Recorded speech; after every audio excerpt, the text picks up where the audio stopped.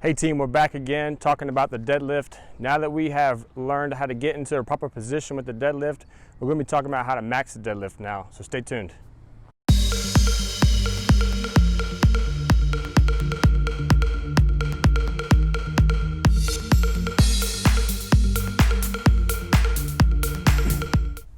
All right team, so programming for strength can be a very overly complicated thing. There are many schools of thought when it comes to programming, and every person you ask is going to be a little bit different. So we're just going to talk about some basic principles behind programming for strength. We're going to talk about some of the things that I've done and some of the lessons that I've learned to help me max my deadlift. And if me, 180 pounds, soaking wet, skinny legs guy can pass the deadlift, then you can too. Okay, so first we're going to talk about muscular endurance. So theoretically, we've already gone through a bit of a stability phase, working on the mobility with it, and now we're moving into like a muscular endurance phase. This would be ideal. So we're going to want to work around the 12 to 15 rep range for 50 to 60% of your 1 rep max. That's just going to build up that overall motor pattern so that you can get used to that proper position over time. Once you've done something like that, then we want to move into a muscular strength phase. For muscular strength, we're going to be working at a 1 to 5 rep range, around 80 to 95% of your 1 rep max. Now you see on here, this is like a reverse linear relationship. So if you're transitioning from a muscular endurance into a strength phase, your repetitions are going to go down, but your overall weight is going to go up. So now we're going to talk about some of these principles of weight training and weightlifting. So the first one is frequency. So with the deadlift, it is a very taxing exercise on your central nervous system. So we don't want to train it too often, but we do want to train it enough so that there is some sort of stimulus for growth. So I recommend not training the deadlift heavy more than once, maybe twice a week if you really need some help. Work your way up to that. So start with once a week at a heavy weight, and if you want to add a second session in there, go a little bit lighter with a little bit less load. Okay, that leads us into intensity. Intensity is the overall effort that you're putting forth with the amount of weight that you're lifting up. So you want to start with a little bit of a lower intensity when you're starting off, and then that's another metric that you can use to make improvements over time by increasing the intensity of that exercise. The next thing we're going to talk about is volume. So like we talked about in previous videos, volume is the number of sets times the number of reps times the overall weight that's on the bar. With volume, it's going to lead us into progressive overload. We want to have an increase of volume every week. And this is a tricky thing when you're changing your reps around a lot and changing your sets around a lot. Because 3 sets of 12 to 15 repetitions at 65% is going to have a higher overall volume than 1 rep at 95%. The intensity is going to be higher, but you're going to want to increase the volume as well with that. So that's a tricky thing that you just need to track that volume weekly so that you can have that stimulus every week to make improvements. That leads us into progressive overload. All these principles are important, but the main principle to worry about is progressive overload, making sure that you are either increasing the number of reps that you're doing, or the volume that you're doing, or the intensity that you're doing every single week. So slight incremental changes over time so that you are not getting stagnant is extremely important with a strength program.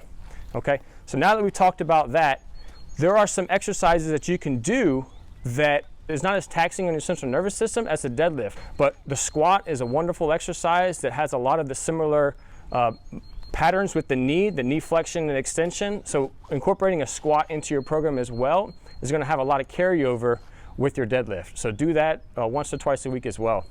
Okay, so now talking about back off sets. So this is something that I've done personally that I found a lot of improvements on my deadlift with. Once you get to a certain point with your intensity, it's going to be really hard to reach that volume metric. So implementing these back off sets are key. So how you could do this is work yourself up to like a heavy max of 4 or 5 or a heavy max of 3. And then once you've done that, take about 10 to 20% of the weight off and then get your volume in that way with the same amount of reps. So you're still going to have a high intensity with that one set, but you're still going to be able to get that volume in with the rest of it. So try those back off sets off and they're really good.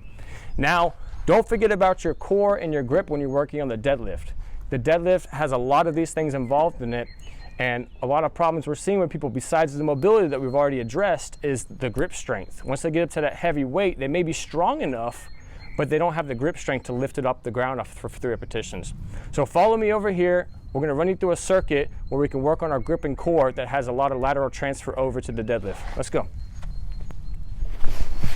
All right, so right here I've set up 4 exercises for us to do that you can either perform in a circuit, or you can break these things down into 4 separate days and just add it to the end of your workout. So for this one, I would add at the end of my deadlift day, or another day where I'm using my lower body a lot. I have the hex bar set up here. I'm going to get in the proper position, but instead of grabbing where you would for the deadlift, I'm going to grab the plates on the outside. This is going to make it really difficult where you can lift with a light weight, but you really have to work on holding the plates with your grip. If you add some clips onto the end of it, then you can add more weight depending upon how strong you are, and at least that gap so you don't smash your fingers. So you're just going to assume that proper deadlift position, you're going to go up, you're going to grab, holding as tight as you can, and you're going to perform as many repetitions as you can until you drop it. Okay? The next exercise that we're going to do is simply a farmer's carry. This is going to work your core and your grip. The soldier's going to walk down as far as he can, down in one direction, and then walk back.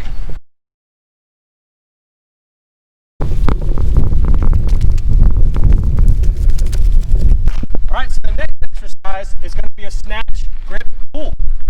A standard deadlift bar here, so if you don't have a hex bar, you can use this to kind of mirror what we just did. You're not going to be able to lift as much with the snatch, grip, pull as you would with a regular grip pull, so this is going to help you with that grip. So put a heavy weight on here as much as you can. You're going to grab where the weight will be at your hips when you're in the top position. So for me, I've got longer arms, I'm going to be further out on the bar than for some other people.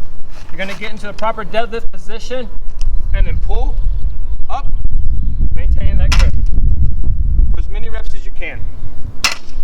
A heavier load is better for this.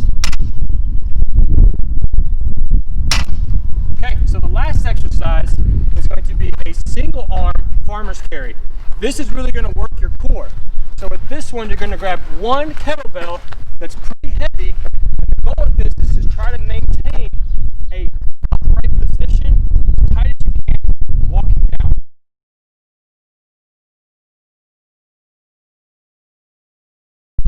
Okay, so perform these in a circuit, either 3 rounds or break it up into a few sets to add at the end of your workout. That's all we got this week. Next week, join us as we talk about how to set proper goals and set SMART goals.